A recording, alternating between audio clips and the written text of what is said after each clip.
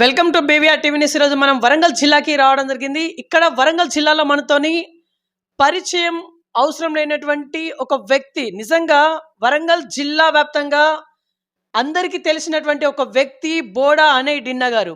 నిజంగా ఇక్కడ BRS party founder. ఇక్కడ 2001 నుంచి వెళ్ళి తెలంగాణ ప్రత్యేక రాష్ట్ర సాధన కోసము ఉద్యమాలు ఎన్ని అంటే అన్ని చేసినటువంటి వ్యక్తిగా అందరికీ తెలుసు. ప్రజెంట్ వరంగల్ ఆస్పిరెంట్ ఎంపీ అభ్యర్థులలో వీరి పేరు కూడా ఉన్నటువంటి పరిస్థితి. అండ్ చాలా మటుకు అన్ని గోడల మీద పేరు కూడా ఉన్నటువంటి పరిస్థితి. వాస్తవానికి ఇక్కడ ప్రజెంట్ బోడా అనే డిన్న గారు బీఆర్ఎస్ పార్టీలో చాలా అంటే చాలా అసంతృప్తి, నిరుత్సాహంతో ఉన్నారు. ఒక్క మాటలో చెప్పాలంటే బాధ. ఇంత బాధ ఎందుకని పడతా ఉన్నారు? ఇదంతా టికెట్ కోసమేనా? సరే, ఓకే. ఉద్యమాలు చేశారంటే ఎస్, బాగానే ఉద్యమాలు చేశారు. కేసుల పాలు కూడా అవ్వడం జరిగింది. కొన్ని కేసులు ఇంకా కొట్టుకుపోలేదు. ఇప్పటికీ కోర్టుల చుట్టూ తిరుగుతున్నటువంటి పరిస్థితి. ఇప్పుడు ఎంపీ రేస్లలో ఖచ్చితంగా చెప్పాలంటే అనయ్ గారికి కంపల్సరీ ఇవ్వాలనే మాట కొంత వినిపిస్తూ ఉంది. మరి అధిష్టానం దీన్ని ఏ రకంగా తీసుకుంటా ఉంది? ఆల్రెడీ ఇక్కడ డిక్లేర్ చేసేసింది. కడియం కావ్య గారికి టికెట్ అనేది అనౌన్స్మెంట్ జరిగింది ఆల్రెడీ. సో జరిగిన తర్వాత కూడా దాన్ని మార్పులు చేర్పులు చేసే దిశగా కేసీఆర్ గారు ఎక్కడో ఆలోచిస్తున్నారని చెప్పేసి కొంత వినికిడి. ఇదంతా వాస్తవమా? అదే తెలుసుకుందాం. నమస్తే సార్, బాగున్నారా? నమస్తే అండి, బాగున్నానండి. మీరు బాగున్నారా? Sir, I'm good sir. నేను ఇక్కడికి రావడం సెకండ్ టైం. సో మీరు ప్రజెంట్ అయితే ఫుల్ బాధతోటి ఉన్నారు. ఒకసారి చెప్పండి. బాధ అంటే ఉంటుంది కదండి, కష్టపడ్డోళ్ళం కాబట్టి మాకు అన్యాయం జరిగి వేరే వాళ్ళకు న్యాయం జరుగుతుంది అంటే ఎవరికైనా బాధ ఉంటుంది. కొంత బాధలో ఉన్నాం. అయినా కూడా కేసీఆర్ గారు మమ్మల్ని గుర్తించి ఆ పార్టీలో అభ్యర్థిని అనౌన్స్ చేసిన దాన్ని మరొకసారి పరిశీలిస్తాడని మాకు నమ్మకంగా ఉన్నది. ఓకే. ఇక్కడ ఇప్పుడు మీరు మీటింగ్స్ అనేది కండక్ట్ చేస్తూ ఉన్నారు. ప్రతి మండలాల వారీగా ఇప్పుడు కూడా ఏదో ఒక మండలం వెళ్తున్నట్టుగా కొంత సమాచారం మీ పిఏ దగ్గర నేను ఇన్ఫర్మేషన్ గ్యాదర్ చేసుకున్నాను. I think Parvathagiri. అంటే ఈ రకంగా మీరు ఏదైతే కండక్ట్ చేసుకుంటా వెళ్తున్నారో ఇది దేనికి సంగతంగా తీసుకోవాలి? ఎందుకంటే ఆల్రెడీ ఇక్కడ టికెట్ అనేది డిక్లేర్ చేసేసిళ్ళు. ఇంకా మీరు ప్రయత్నాలు ఎందుకు చేస్తా ఉన్నారు? ఒక నమ్మకం, ఒక ఆశ. కేసీఆర్ పైన నమ్మకం ఉన్నది. అలాగే ఒక ఆశ ఉన్నది. కంపల్సరీ ఏదైతే బీఆర్ఎస్ అభ్యర్థిగా పేరు అనౌన్స్ చేసిందో దాన్ని చేంజ్ చేస్తారని ఒక నమ్మకం ఉన్నది. వాస్తవంగా నేను కూడా బయటికి పోవాల్సిందే. కొన్ని కాన్స్టిట్యున్సీలలో నేను ఆల్రెడీ 6 నెలలు 8 నెలల నుంచి వర్క్ చేయడం జరుగుతుంది. ఇంకా టికెట్ రాలేదు. ఏం చేద్దామని మరి మా మా అన్నదమ్ములే కానీ, మా కుటుంబ సభ్యులేని నా అనే వాళ్ళందరూ, నన్ను అభిమానించేటోళ్ళందరూ ఒక దగ్గర గెట్ టుగెదర్ అయినా అక్కడికి వెళ్ళేది ఉండే. ఇప్పుడు మీరు పిఏ అన్నారు, పిఏ కదండి మేము. మాకు పిఏలు అవి వాళ్ళు వీళ్ళే ఉండరు. మేమంతా అన్నదమ్ములం, ఒక కుటుంబ సభ్యులం మేమంతా. రైట్. సార్, ఇప్పుడు ఆల్రెడీ టికెట్ అనేది కేసీఆర్ గారు డిక్లేర్ చేసేసిళ్ళు వరంగల్ పార్లమెంట్ అభ్యర్థి కావ్య గారు అని చెప్పేసి. ఇంకా మీరు గెట్ టుగెదర్ లాంటివి ఇంకా చేస్తా ఉన్నారు. అంటే ఎక్కడో మీకు ఒక చిన్న హోప్ అయితే ఉంది, చేంజ్ చేస్తారని చెప్పేసి. మరి ఆ పేరు మీదేనా? ఒకవేళ చేంజ్ చేస్తే పేరు మీదేనా? ఇంకెవరిదైనా పేరు అనౌన్స్మెంట్ చేయాలని చెప్పేసి ఆ ఆలోచన కూడా ఉందా? వాస్తవంగా గత 2014, 15 ఉప ఎన్నికలప్పుడు కూడా దాదాపుగా గుడిమల్ల రవికుమార్ అని దాదాపు అనౌన్స్ అయింది. కానీ టికెట్ బీఫామ్ ఇచ్చే టైంలో కూడా పస్నూరు దయాకర్కి ఇవ్వడం జరిగింది. అలాగే మొన్నటికి మొన్న చేవెళ్ళ ఎంపీ టికెటే కానీ, మల్కాజ్గిరి ఎంపీ టికెటే కానీ ఇట్లా అనౌన్స్ చేస్తుండ్రు. ఇంకా బీఫామ్లు వచ్చే వరకు వేరే వాళ్ళకి ఇస్తున్నారు. పార్టీలో, రాజకీయంలో ఇది కామనే. వాస్తవంగా నాకు ఇవ్వాలనంటే నాలాగా కష్టపడ్డోళ్ళు ఎంతోమంది పార్టీలో ఉన్నారు. నాకన్నా సీనియర్లు, నాకన్నా ఒక్క కేసు ఎక్కువ ఉన్నోళ్ళు ఎవ్వరున్నా, నాకులాగా సమకాలీగా ఉన్న ఎవ్వరికిచ్చినా మేము సంతోషపడతాం.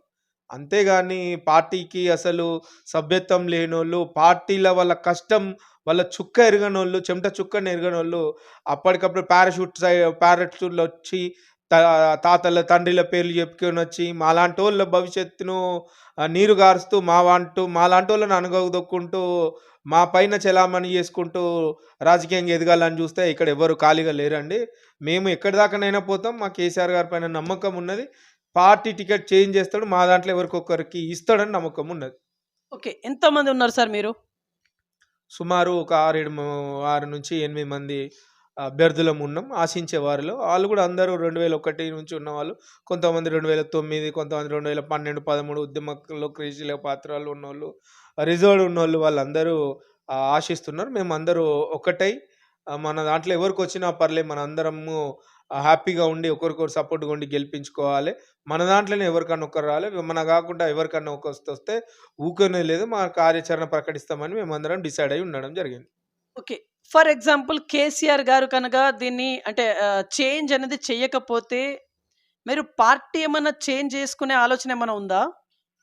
కేసీఆర్ గారు అనౌన్స్ అయ్యే ముందు మాలాంటి వారు ఆస్పిరెంట్లు ఉన్నారు అని అధిష్టానానికి తెలిసిన కేటీఆర్ గారికి తెలుసు, హరీష్ రావు గారికి తెలుసు, ప్రముఖులు క్రియాశీలకంగా ఉన్న టీఆర్ఎస్ నాయకత్వానికి అందరికి తెలుసు. కేసీఆర్ గారికి ముఖ్యంగా తెలుసు. మరి అక్కడ ఏ ఒత్తిళ్ళకులు ఉన్నాయి, ఏం జరిగిందో, ఏ బ్లాక్‌మెయిల్ జరిగి ఏం జరిగిందో అర్థమైతలేదు.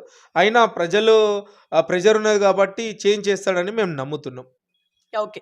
ఆల్రెడీ ఇక్కడ వరంగల్ జిల్లాలో మీకు పెద్ద ఎత్తున మైనస్ అయితే జరిగింది. పసునూరి దయాకర్ గారు కాంగ్రెస్ వైపు టర్న్ అయ్యారు. అరూరి రమేష్ గారు బీజేపీ వైపు టర్న్ అయ్యారు. అంటే ఇక్కడ ఒక పెద్ద మైనస్ అయితే మీకుంది ప్రెజెంట్ అయితే. ఈ మైనస్ పైన మీ కామెంట్? మైనస్ అంటే నాకు మైనసా? లేకపోతే పార్టీ. పార్టీకి వాస్తవంగా ఏం జరిగిందంటే కడియం శ్రీహరి గారు మేముండంగా మా సామాజిక వర్గం ఉండంగా కూడా వాళ్ళ కూతురు ఇవ్వడం ఏంటి? అంటే మేము అంతకన్నా మైనస్‌లు ఉన్నోళ్ళమా? కాకపోతే ఇంకోరికి అదొక సిట్టింగ్ ఎంపీకి ఆయనకు తెలవకుండా టికెట్ అనౌన్స్ చేసిండ్రు. ఒక జిల్లా అధ్యక్షుడు 2 సార్లు ఎమ్మెల్యే అయిన వ్యక్తి ఆర్ రమేష్ గారిని కావాల్సుకొని ఒక మాదిగ సామాజిక వర్గాన్ని అణిచే విధంగా కుట్ర చేస్తుర్రని మనస్తాపానికి గురై వాళ్ళు పార్టీ వీడడం జరిగింది. వాస్తవంగా అది బాగా మైనస్ పార్టీకి. ఓకే. ఇప్పుడు పార్టీకి మైనస్ అని చెప్పేసి మీరు అంటా ఉన్నారు. అంటే రాబోయే రోజుల్లో ఇక్కడ అంటే అభ్యర్థి ఎవరైనప్పటికీ ఇక్కడ బీఆర్ఎస్ అభ్యర్థి గెలవరు అని చెప్పేసి మీరు ఇండైరెక్ట్‌గా చెప్తా ఉన్నారా? దీన్ని బట్టి చూస్తే? వరంగల్ వరకు. పార్టీ ఎందుకు గెలవదండి? గెలవందే ఇంతమంది కాంపిటీషన్ ఉంటదా చెప్పండి? మాలాంటి వాళ్ళకు ఆశ మేము 2001 నుంచి ఉన్నప్పుడు పార్టీలో ఎవరు లేరండి. మేము 2001లో ఉన్నప్పుడు ఇదే కడియం శ్రీహరి గారు అప్పుడు టీడీపీలో మినిస్టర్ ఉన్నాడు. మేము తెలంగాణ కోసం రిప్రజెంటేషన్ ఇయ్యనీకి పోతే పోలీసోళ్ళతోటి కొట్టి ఎల్లగొట్టిండని. ఎక్కడిదిరా తెలంగాణ అని ఎల్లగొట్టిన చరిత్ర. అటువంటోళ్ళు టీఆర్ఎస్ పార్టీలో 2013లో వస్తారు, ఎంపీలు అయితారు, మినిస్టర్లు అయితారు, డిప్యూటీ సీఎంలు అయితారు, మళ్ళీ ఎమ్మెల్సీలు అయితారు, మళ్ళీ ఎమ్మెల్యే అయితారు, మళ్ళీ కుటుంబాల సభ్యులకు వస్తాయి. ఇది ఏం న్యాయం ఇది? ఇంకా దళిత సామాజిక వర్గానికి చెందిన ఏ ఒక్కరు కూడా రాజకీయంగా ఎదగొద్దా? వాళ్ళే ఎదగాల, వాళ్ళ కుటుంబమే ఎదగాల. అటు టీడీపీలనే కానీ, ఇటు టీఆర్ఎస్ఎల్నే కానీ ఏ పార్టీలో కూడా మరి కడియం శ్రీహరి గారు ఏ ఒక్కరిని కూడా ఎదగనీయడు. ఆయనే ఒక మోనోపోలిజం సృష్టిస్తూ ఉంటాడు. ఓకే. ఇప్పుడు మీరు ప్రజలకి ఏం మెసేజ్ ఇవ్వాలనుకుంటున్నారు ఈ ఇంటర్వ్యూ ద్వారా? వరంగల్ పార్లమెంట్ యావత్ ప్రజానీకానికి. దయచేసి బీవీఆర్ ఛానల్ ద్వారా ప్రేక్షకులు చూసిన వాళ్ళందరికీ నేను చేతులు ఓడించి విజ్ఞప్తి చేస్తున్నా. దయచేసి పార్టీలో సభ్యత్వం ఉండి 2001 పార్టీ కోసం కష్టపడి ఎన్నో కేసుల పాలై లాఠీ దెబ్బలు తిని జీవితాల్ని మాలాంటి వారు ఎంతో ఏజ్ని సాక్రిఫైస్ చేసి తెలంగాణ రాష్ట్రం కోసం క్రియాశీలక పాత్ర పోషించి ఎంతో పార్టీలో సీనియర్లమైన మేము మాలాంటి వారికి టీఆర్ఎస్ పార్టీ ఎవరికి ఇచ్చినా పర్లే, కాకపోయి మమ్మల్ని కాదని వేరే వారి కనుక ఇస్తే దయచేసి తెలంగాణ సమాజానికి మేము ఒక్కటే రిక్వెస్ట్ చేస్తున్నాం. మీరు ఆలోచించండి, ఆలోచించి తగిన నిర్ణయం మీరు తీసుకోండి. అతి త్వరలో మా కార్యాచరణ కూడా మేము ప్రకటిస్తాం. మాకు మీరు వెన్నంటే ఉండాలి, మాకు సపోర్ట్గా ఉండాలని మేము ప్రేక్షకులను కోరడం జరుగుతున్నది. ఓకే. సరే, ఎక్కడో ఒక మాట అయితే వినిపిస్తూ ఉంది. కేసీఆర్ గారు కనుక తగ్గకపోతే అదే రకంగా టికెట్ అనేది అదే రకంగా ఉంటే అంటే కావ్య గారికి ఫర్ ఎగ్జాంపుల్ ఉంటే మీరున్నటువంటి 7-8 మందిలోనే ఒకరు ఇండిపెండెంట్‌గా బరిలో దిగబోతున్నారని చెప్పేసి ఒక టాక్ అయితే వస్తా ఉంది. వాస్తవమా? వాస్తవంగా కార్యాచరణ ఇంకా 2-3 రోజులల్లా మేము ప్రకటిస్తాం. ఎందుకంటే మాకు అధిష్టానం నుంచి మా పిలుపు ఇప్పటి వరకు రాలేదు. కేసీఆర్ గారితోటి మేము కలిసి కేసీఆర్ గారితోటి ఒకటే ఎజెండా పైన దయచేసి అభ్యర్థిని మార్చి మా దాంట్లో ఎవరికైనా ఇవ్వండి, లేదా మేము మాకన్నా ఇంకెవరైనా సీనియర్ ఉన్న వాళ్ళకి ఇవ్వాలి తప్ప వాళ్ళకి ఇయ్యద్దు అని మేము ఒకటి రిప్రజెంటేటివ్‌ని ఇయ్యడానికి 2-3 రోజుల్లో వెళ్ళడం జరుగుతున్నది. దాని తర్వాత కేసీఆర్ గారు ఏం చెప్తారో, అధిష్టానం ఏం చెప్తారో తర్వాత మా కార్యాచరణ మేము ప్రకటిస్తాం. యాహ్! ఓకే. ఇది వాస్తవం కాదంటారా? ఇండిపెండెంట్ ఒక అభ్యర్థిని నిలబెట్టబోతున్నారు. ఇది వాస్తవం కాదంటారా? అది చూస్తారు మీరు 2, 3 రోజుల్లో మేము ఇంకేమో అనుకోలేదు. అందరూ వచ్చి ప్రెషర్ చేస్తున్నారు. నిలబడాలి, నిలబడాలి అది ఇదని. కానీ మేము కేసీఆర్ గారితోని మాట్లాడినాక కేసీఆర్ గారి పైన మాకు నమ్మకం ఉన్నది. ఏదో ఒకటి చేసి న్యాయం చేస్తాడు. న్యాయం చేసి ఆ సీటు మారుస్తాడని మాకు ఒక బాగా బాండింగ్ అన్న నమ్మకం ఉన్నది. యాహ్! ఓకే. సార్ ఇప్పుడు ఉన్నటువంటి 7 నియోజకవర్గాల్లో మీకు పట్టు ఉందా? ఎందుకంటే ఇక్కడ మీరు మీరు ఓన్లీ వరంగల్ జిల్లా అంటే ఈ వరంగల్ టౌన్ వరకు చెందినటువంటి మనుషులు మీరు. ఐ థింక్ మీరున్నటువంటి 6, 7 మెంబర్స్. మరి ఉన్నటువంటి 7 నియోజకవర్గాల్లో మీకు పట్టు ఉందా? చూడండి మీరే అన్నారు. ఇప్పుడు మీది పర్వతగిరి మండలం నుంచి ఎక్కడి నుంచి వర్ధనపేట నుంచి వెతుక్కుంటూ నా కోసం రావడం జరిగింది. నేను ఉండే ఏరియా నుంచి నీ ఏరియాకు దగ్గర దగ్గర 75 కిలోమీటర్లు ఉంటది. అక్కడ డిన్నా అని తెలిస్తేనే కదా మీరు ఇక్కడి వరకు వచ్చిండ్రు.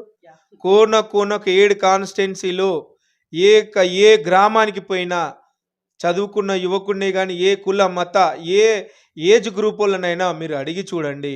175% డిన్నా అంటే ఎవరో గుర్తుపట్టి చెప్తారు. అదే ఇప్పుడు మీరు అనౌన్స్ చేసిన అభ్యర్థిని వాళ్ళ ఊరు, వాళ్ళ వాడ తప్పించి పోనండి. ఇప్పుడే మీరన్నారు. అభ్యర్థి ఎవరండి? వాళ్ళ పేరేం పేరని మీరే నన్ను అడగడం జరిగింది. స్థాయిలో ఉన్నోళ్ళు, మీ స్థాయిలో ఉన్నోళ్ళము మీరే దాన్ని అర్థం చేసుకొని గ్రహిస్తే బావుంటది. యాహ్! ఓకే. సో, ఇప్పుడు మీరు సార్ ఇప్పుడు కేసీఆర్ గారికి ఏమైనా చెప్పాలనుకుంటున్నారా? కేసీఆర్ గారిని మేము విజ్ఞప్తి చేయాలనుకుంటున్నాము. ఈ 2, 3 రోజులలో మేము కూడా హైదరాబాద్‌కి పోయి సార్‌ను రిక్వెస్ట్ చేసి దయచేసి పార్టీ ఇంత క్లిష్టకాలంలో ఉన్నప్పుడు కూడా మేము పార్టీ కోసం పనిచేయడానికి ఉన్నాం. మేము పార్టీ కోసం కష్టపడ్డాం. దయచేసి మాలో ఎవరికన్నా ఇచ్చి దయచేసి తెలంగాణ అంటే మరి ఒక్కొక్కరు నరనరాల సెంటిమెంటు నిండిపోయి ఉంటది. ఆ సెంటిమెంట్‌ని డీమోరల్ చేయకుండా దయచేసి మాలాంటి వారికే ఇయ్యాలి. అది ఇచ్చింది క్యాన్సెల్ చేయాలని మేము రిక్వెస్ట్ చేయబోతున్నాం. యాహ్! ఓకే. సార్ ఒకవేళ మీ రిక్వెస్ట్‌ని కనుక ఒప్పుకోకపోతే మీ కార్యాచరణ అనేది ప్రకటిస్తామని చెప్పేసి మీరు అంటా ఉన్నారు. అంటే ఈ కార్యాచరణ అనేది ఇండిపెండెంట్ అభ్యర్థిగా ఉండబోతుందా? లేకుంటే పార్టీకే గుడ్ బై చెప్పేలా ఉండబోతుందా? పోనీ ఏదన్నా చెప్పండి. మేము కేసీఆర్ గారి పైన మాకు నమ్మకం ఉన్నదండి. నమ్మకం ఉన్నది కాబట్టి అభ్యర్థి ఇన్ని రోజులు వారం రోజులు అయినా కూడా మేము 3 సార్లు 4 సార్లు ప్రెస్ మీట్ పెట్టి ఇంత ధైర్యంగా మేము చెప్తున్నామంటే మాకు నమ్మకం ఉన్నది. 100% చేంజ్ చేస్తాడు. మేము కేసీఆర్ గారి దగ్గర పోయొచ్చిన తర్వాత మళ్ళీ మీకు నా నంబర్ ఉన్నది తెలుసు. మా ఇల్లు అడ్రస్ తెలుసు. మీరు ఎప్పుడన్నా రండి. అప్పుడు మా ఆలోచన ఏందో మీకు చెప్తాం. యాహ్! ఓకే. సార్ ఇక్కడ ఇప్పుడు మీరు ఫర్ ఎగ్జాంపుల్ ఇండిపెండెంట్‌గా బరిలో దిగారనుకుందాం. ఫర్ ఎగ్జాంపుల్ మీరున్నటువంటి ఒక 5, 6 మందిలో ఒక క్యాండిడేట్ బరిలో దిగుతారు. మీ అందరి సపోర్ట్‌తోని. కానీ ఇక్కడ ప్రెజెంట్ రాజకీయ వ్యవస్థ ఎట్లా నడుస్తా ఉంది? ఆర్థికంగా ఉంటేనే గెలిచే స్కోప్ ఉంది ప్రెజెంట్ రాజకీయ వ్యవస్థ. మరి మీరున్నారా ఆ రకంగా ఆర్థికంగా? ఆర్థికంగా ఉంటేనే రాజకీయం రావాలి అంటే డబ్బు అనేది ఒక పార్ట్. మొత్తమే డబ్బు ఏం కాదు. లాస్ట్ టైమ్ పస్నూరు దయాకర్ అన్నకి ఏముండే 2 సార్లు ఎంపీ పార్టీ అధిష్టానం ఇచ్చి ఆయన గెలిపించింది. 2 సార్లు రూపాయి పెట్టుకోకుండా అధిష్టానం మొత్తం చూసుకున్నది. మేము పార్టీకి కష్టపడ్డామండి. మా రక్తం పెట్టినాం, మా వయసు పెట్టినాం, మా చెమట పెట్టినాం, మా సమయం పెట్టినాం. పార్టీకి మమ్మల్ని కాపాడుకునే బాధ్యత పార్టీకి ఉన్నది. పార్టీకి మేము పెట్టే బాధ్యత కూడా పార్టీకి ఉన్నది కాబట్టి పార్టీ మమ్మల్ని పెట్టుకొని మరలా టికెట్ ఇస్తుందని మేము నమ్ముతున్నాం. ఓకే. ఇప్పుడు మీ శ్రమ పెట్టిల్లు, మీ చెమట అది ఇది అని చెప్పేసి మీరన్నారు. మరి తప్పెక్కడ జరిగింది? తప్పు ఎక్కడ జరిగింది? ఇప్పుడు కొంతమంది బ్లాక్‌మెయిల్ చేసే నాయకులు ఉంటారండి. అధిష్టానాన్ని గాని, కేసీఆర్ గారు గాని బ్లాక్‌మెయిల్ చేసిండు, చెయ్యలేదు మాకు తెలియదు. ఇప్పుడు 2 రోజులలో మేము అధిష్టానం దగ్గరికి పోతాం. అక్కడ ఏం జరుగుతదో విని మా మేము చెప్పలేదనుకున్నది కూడా అధిష్టానానికి చెప్తాం. తర్వాత వాళ్ళు ఏం రిజల్ట్ ఇస్తారో దాన్ని బట్టి మేము కార్యాచరణ ప్రకటిస్తాం. ఒకవేళ మీరు ఫర్ ఎగ్జాంపుల్ ఇండిపెండెంట్‌గా గనుక బరిలో దిగితే, మీకు ఓన్లీ బీఆర్ఎస్ సంబంధించినటువంటి బీఆర్ఎస్ ఫాలోవర్స్ మాత్రమే ఓట్లేస్తారు. ఈ బీఆర్ఎస్ ఫాలోవర్స్ ఓటేస్తే గెలుస్తారా? బీఆర్ఎస్‌తో పాటు అన్ని రాజకీయ పార్టీలు మాకు అభిమానిస్తాయి, ప్రేమిస్తాయి, గౌరవిస్తాయి, విలువిస్తాయి. మీరు చూడండి 2, 3 రోజుల తర్వాత తెలుస్తది కార్యాచరణ ఏ విధంగా ఉంటదో. బీఆర్ఎస్ పార్టీ ఉద్యమము చేసింది సకల జనులు అందరూ చేసిండ్రు. అప్పుడు అన్ని కులాలు, మతాలను అన్నీ కలుపుకొని చేసిండ్రు. కానీ మదర్ పార్టీ టీఆర్ఎస్ పార్టీ ఉండి దాన్ని క్రియాశీలకంగా చేసింది కాబట్టి మేము ఆ పార్టీలో ఉండి చేసినాం. ప్రజలు చూస్తున్నారు. అన్ని రాజకీయ పార్టీలు చూస్తున్నాయి మా పైన. మాకేం జరుగుతుందో. చూద్దాం ఇంకా 2, 3 రోజుల తర్వాత. ఇంకా ఇప్పుడే కాదు కదా! నెక్స్ట్ మంత్ ఉన్నది ఇంకా. అప్పటి వరకు మేమేంటిదో మా ప్లాన్ చెప్తాం మీకు. యాహ్! ఓకే. సార్ ఇప్పుడు కేసీఆర్ గారు ఫర్ ఎగ్జాంపుల్ మిమ్మల్ని పిలిపించుకుంటే, మీకు వేరే నామినేట్ ఏదైనా ఇస్తామని జెప్పేసి ఏదైనా అంటే మీరు ఓకే అంటారా? మీరు దీన్ని విత్‌డ్రా చేసుకుంటారా? నాతో పాటు మేము యాస్పిరెంట్‌ల అభ్యర్థులం అందరం ఒకటే ఎజెండా, ఒక్కటే మాట ఉన్నాము. ఏంటిది? దయచేసి క్యాండిడేట్‌ను మార్చండి. ఓకే. ఇదే ఇగ. ఫస్ట్ క్వెషన్ అదే, లాస్ట్ క్వెషన్ అదే. ఫస్ట్ రిక్వెస్ట్ అదే, లాస్ట్ రిక్వెస్ట్ అదే. తర్వాత సార్ ఏం చెప్తాడో, అధిష్టానం ఏం చెప్తాడో అప్పుడు చూసి మేము చెప్తాం మీకు. యాహ్! ఓకే. కానీ ఇక్కడ బీఆర్ఎస్ అనేది కంప్లీట్‌గా ఖాళీ అవ్వబోతున్నట్టుగా అనిపిస్తా లేదా మీకు? ఎట్లా అనిపిస్తుంది మీకు? అందరూ ఇప్పుడు ఎమ్మెల్యేలు కూడా వరుసగా వెళ్ళిపోతున్నారు వేరే వేరే పార్టీలకి. దీనిపైన మీ కామెంట్? వెళ్ళిపోయిన వాళ్ళందరూ వేరే వేరే పార్టీలకెళ్ళి వచ్చినోళ్ళే మళ్ళీ తిరిగిపోతుండ్రు. వాళ్ళకు బిజినెస్‌లున్నాయా? లావాదేవీలున్నాయా? అక్రమ సంపాదన ఉన్నదా? వారేమో మనకు తెలియదు. వాళ్ళు ఏ దురుద్దేశంతోటి పోతున్నారో గూడా మనకు తెలియదు. కానీ పార్టీ నుంచి ఫస్ట్ నుంచి కష్టపడ్డోళ్ళు ఎవరు పార్టీని వీడతలేరు. మధ్యలో వచ్చినోళ్ళు మధ్యలోనే పోతున్నారు. ఇప్పుడు పార్టీల క్యాండిడేట్‌ను అనౌన్స్ చేసినా గూడా మేము ఇంత కాంపిటీషన్ ఉన్నది అనంటే పార్టీ పైన ఇంకా ఎంత క్రేజ్ తగ్గుతలేదు. నాయకులు పోతున్నారు గానీ ప్రజలు, క్యాడర్ అంతా పార్టీ వైపే ఉన్నది. Yeah! Okay. Sir last and finally ఏమైనా చెప్పి ముగించాలనుకుంటున్నారా? మేము అతి త్వరలో కేసీఆర్ గారిని, అధిష్టానాన్ని కలవబోతున్నాం. కలిసినంక కేసీఆర్ గారిని ఒకటే రిక్వెస్ట్ చేస్తాం. దయచేసి మా పార్టీ అభ్యర్థిని మార్చాలని. 2001 నుంచి పార్టీలో క్రియాశీలకంగా పనిచేసిన దళిత బిడ్డలు చాలామందున్నారు. నేనే గాదు, నాలాగా కష్టపడ్డ వాళ్ళు చాలామందున్నారు. వారిలో ఎవ్వరికిచ్చినా పర్వాలేదు. కానీ సభ్యత్వం లేనోళ్ళకు తాతలు, తండ్రుల పేరు చెప్పుకొని, అన్నదమ్ముల పేర్లు చెప్పుకొని, రాజకీయంలో బ్లాక్‌మెయిల్ చేసి రావాలని చూస్తే మాత్రము ఇక్కడ ఎవ్వరు సహించేది లేదు అని మేమైతున్నాం. దయచేసి మేము ఈ కార్యాచరణ ఏదున్నా గూడా ప్రజలందరూ మాకు సపోర్ట్‌గా ఉండాలి. ఆ రోజు తెలంగాణ ఉద్యమంలో మమ్మల్ని అందరూ పోలీసులు కొట్టి జైలు పాలు తీసుకుపోయి కొడుతుంటే ప్రజలందరూ ఏకతాటి మీదకొచ్చి పోలీసోళ్ళని ఎదిరించి మమ్మల్ని జీబులాలకెళ్ళి గుంజి ఇంటికి తీసుకొచ్చిన రోజులను దయచేసి అదే విధంగా మీ ప్రేమ, మీ అభిమానం మాపై ఉండాలని మరొక్కసారి రిక్వెస్ట్ చేస్తున్నాం. రైట్. సో, ఇదండి ఇవాల్టి ఇంటర్వ్యూ. నెక్స్ట్ మరొక ఇంట్రెస్టింగ్ మరి ఇంపార్టెంట్ అబ్ ద ముందు చూస్తున్నాను. BVR TV news until then bye. Take care.